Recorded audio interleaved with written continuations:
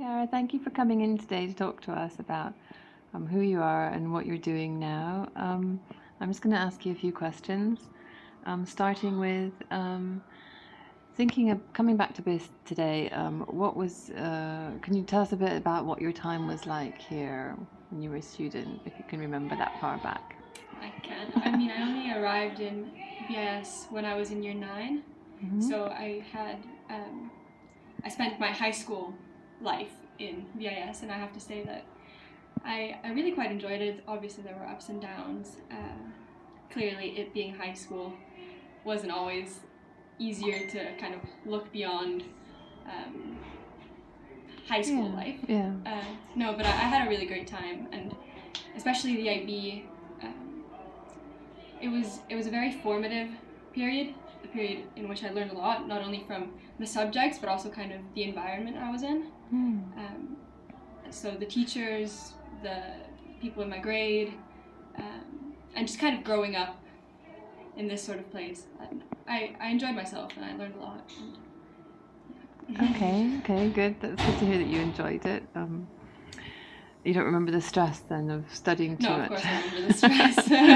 Everyone remembers the stress, but I guess when you look back, especially when I'm still in a situation where there is stress. Yeah. So looking back, I kind of see the easier times. Oh, that's good to hear. Not that it was easy. I mean, it was never easy per se. It was just a bit different, I guess. But still very enjoyable. I took subjects that I absolutely loved. All 6 subjects I loved, not everyone likes 6 subjects that are completely different from each other. So I think that really made a difference in how I approached just the experience. Yeah, of course it would, yeah. And so it's graduation today. Yes. It must bring back memories of your graduation and how you left BIS. What was it like graduating and facing a future, sort of a slightly unknown future, away somewhere new as an adult? It was a hugely unknown future. First of all, because I still didn't know exactly what I wanted to do. I kind of knew that I wanted to go to London, but I didn't know how it would be. I knew that I was going to be on my own, but I had no idea what that would be like. I just remember kind of feeling like I was standing on this one platform, and beyond me there was just this kind of, not a void, but just endless space. But it was frightening, but also exciting, just because there seemed that like there were so many opportunities and so many possibilities. And I mean, it's not like I don't feel like that now, but that feeling was just it was very profound at the time. And coming back here today kind of comes back to that. Okay, and can you tell us then what you ended up studying at university and where? Yes, so as I said, I'm in London, at University College London, UCL, and I'm studying this quite innovative course called Arts and Sciences. I think it's only been going for about 4 years, so it's very new. And despite the name, I'm neither studying really like art nor science. I mean, it's kind of liberal arts in a sense.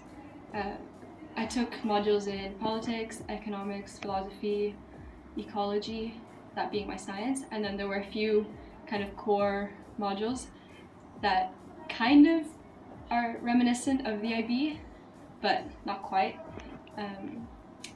The core modules were quantitative methods, and then approaches to knowledge. So since in my course there's people studying a variety of different subjects. I mean, I'm studying politics and economics, but there's people doing chemistry, fine arts. So it's a lot of different types of people, and these core courses kind of put us all together and make you kind of take a step above all your disciplines and kind of link them together in certain ways, in qualitative ways. And I thought that was really useful, especially because I am taking subjects from different disciplines that isn't exactly usual in university. And so in the UK. Yeah, in the UK you usually take one subject and you kind of stick with that. But having taken different subjects, although maybe you might not go as in depth, there's still subjects that are very much linked together. I mean, you use the same terminology, the same names, And so these core modules, what I'm going to say is that they really kind of help you to see the links between the disciplines, which I think was very useful. Good. Okay, thanks. And how did you? That's quite an unusual degree choice, as you said. It was. And there's not many out there at the moment in Europe and the UK. But what made you choose that over everything? I mean, from what I hear, you've got an astonishingly high IB score, and you could have gone anywhere and done anything. Why did you do that degree? Well, I have to say that I didn't originally plan on doing that one. I only heard about it not very long before the deadline of the UCAS applications. Originally, I wanted to do a course called Philosophy, Politics, and Economics, which is in some sense what I'm doing now. I mean, in terms of the subjects, it's still an interdisciplinary course, but for many universities, that course required a 7 in HL Math, and I was only taking SL Math. I mean, I still had a 7, but it was SL Math. I still applied to them because I was optimistic. But then in the end, I don't know, I kind of convinced myself that firstly, it being such a new course, secondly, it kind of being unusual. It seemed, I don't know, it seemed very interesting, and I was still going to do the subjects that I wanted to do, just with kind of an extra, not help, but an extra ability to link things and to just kind of have a better overview of the kind of field, you know? Because I mean, they're very interrelated, the subjects. And that you're taking. Yeah, hugely. And it's like, you're not a specialist in a subject, you're a specialist in kind of a topic of inquiry. And in that sense, it's kind of like development and just political ideas, and you just approach them from different perspectives, from an economic perspective, from an ecological perspective. And so it's like, it's a very in-depth study of one thing, just not in the traditional sense that you study it from one like set of terminologies, one set of perspectives. And so you don't regret making that choice so far? Well, I had some low points during the year, some moments of doubt, because I don't know, I just saw people doing much more specific courses that would kind of translate better later in life, probably with employers and things like that. But I'm still going on with this one because I think it's a good one. I don't know. I have a feeling that it's gonna be good. I'm going straight to a job anyways, so I think this is a good like introduction to life in general, to kind of the area of life that I want to focus on. I'm not sure that I'm going to keep going with economics next year. I mean, okay, and you have that choice, right? Yeah, I do. And the funny thing is that other than PPE, politics, philosophy, and economics, that was kind of what I wanted to do. My other option was taking economics and management at Bocconi in Milan. And after this year, when I see that economics was my worst subject, I'm so grateful that I didn't just take that. I guess I would have. I know your name because you're famous for the girl who missed out on 45 points by one, I think, point, wasn't it? Do you feel that I mean, that incredible achievement is going to haunt you for the rest of your life? The achievement, you know, I didn't get 45. Just both those things combined somehow. It's like such a bittersweet thing.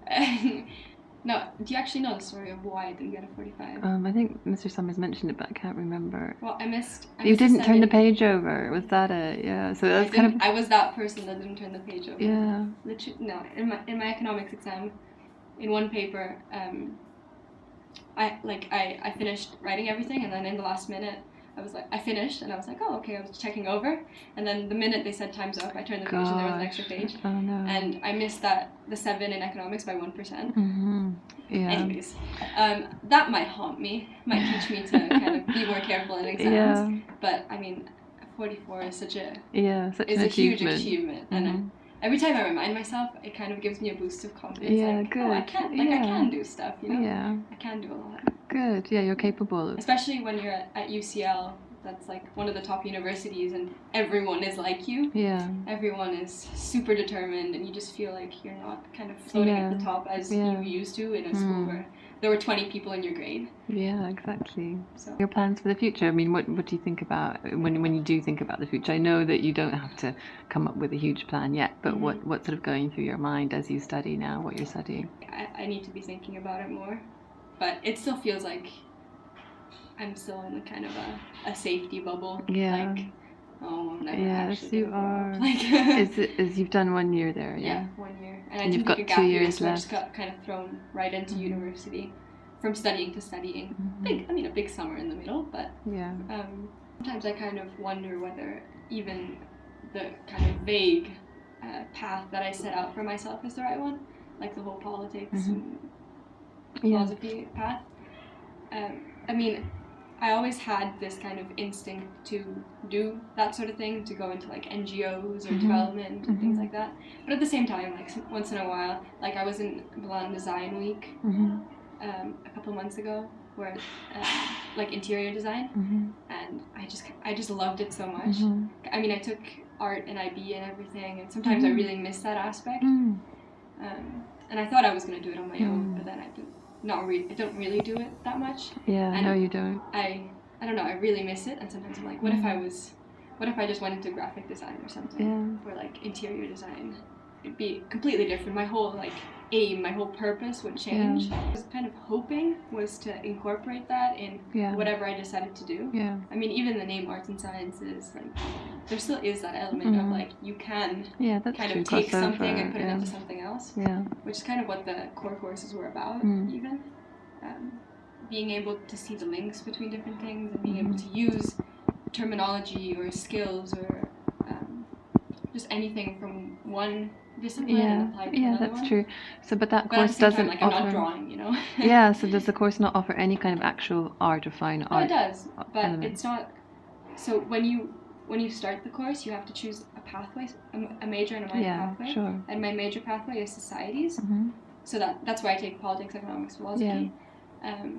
And in that pathway, there's also like history, sociology, things like that. And then, but you could also have chosen the cultures pathway, I think it's called, which is what includes fine art, archaeology, architecture, all of those. And you can't really like switch your major pathway.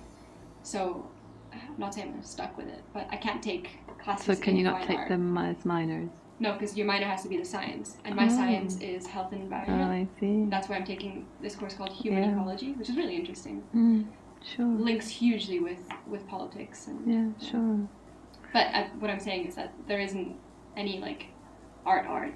Yeah, but at the same time, that natural talent is within you. It's not going away. So you can. I am doing this really interesting thing at UCL that it's like this kind of. It's not quite connected to UCL, but it's in UCL. It's called the Institute of Making. It's this kind of space that they've created. It used to be I think like a trash area where they used to put trash, and then they kind of cleared it out, reorganized it, and now it's a space where anyone can join after an induction, and you can use all the materials they have. They're all about their philosophy is that it's fun and it's interesting to analyze and play with materials however you want. Like just make things, Institute of Making. Wow, and they're actually really stocked up on supplies. They have 3D printers, any types of cutting machineries. I went there a couple times to make pottery and stuff, which kind of like releases a lot of energy for me. So that's kind of how I. Oh, good. You should keep that up. Yeah. No, it's great. It's really cool, and there's not even that many people that join it, but it's so cool because you just go in, and you just make whatever you want. Yeah, it's great. And there's a lot of people from like engineering or medicine who use it to kind of for their projects, make physical things out of what they've studied. But for me, it's just like just make some stuff. Wow, that sounds amazing. I'll have to check it out. Yeah, it's very cool. And so just moving to finish up, do you have any advice for our students about what they can try and do to figure out where they should go after school? I mean, it's a tough question for every single person. Obviously, it's different for everyone, but everyone's on that same journey of trying to figure out what the hell should I do now, or in a couple of years' time, or next year. Well, I have to say that like, I know that it's really hard to decide. It's like, it's not easy for anyone. Well, maybe for people who've known for a long time. Like, my sister has always known that she wanted to be a fashion designer since she was 7. Is she older than you? No, she's younger than me, but she knows that that's what she was going to do. So for her, it's easy. But for people who, firstly, are good at / like a lot of subjects, then it's much harder to pick and choose. But right. I guess, well, the biggest thing to do, I guess, is to do what you love. No matter what people say, I guess, just do what you really, really enjoy, what you have your mind set on. And even if you think you like something and then you go into uni and you start doing that and then you discover that you don't like it, that's fine as well, because then you discover something else that you do like. Yeah. I don't think there is that much more to it other than do what you like. But especially in the UK, what you actually study doesn't matter that much. Yeah. I mean, a lot of people that I know, like, studying philosophy or history, and then they get into, like, corporate businesses, and I'm like, but what in history teaches you about corporate business? It's just the skills that you learn. Yeah, that's right. And in the UK, I find it great that they're open about that sort of thing. But I don't know, I guess it's not as complex as people make it out to be. Like, finding, doing what you love, it might seem like it's really hard to find out, but it's kind of there, you know?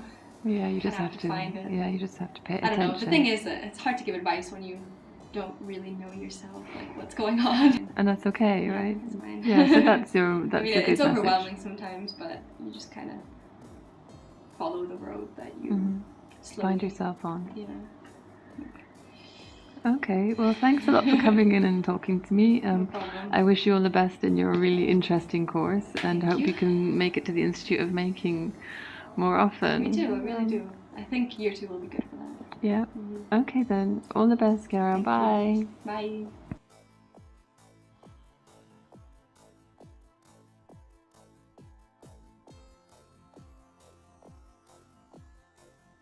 Bye.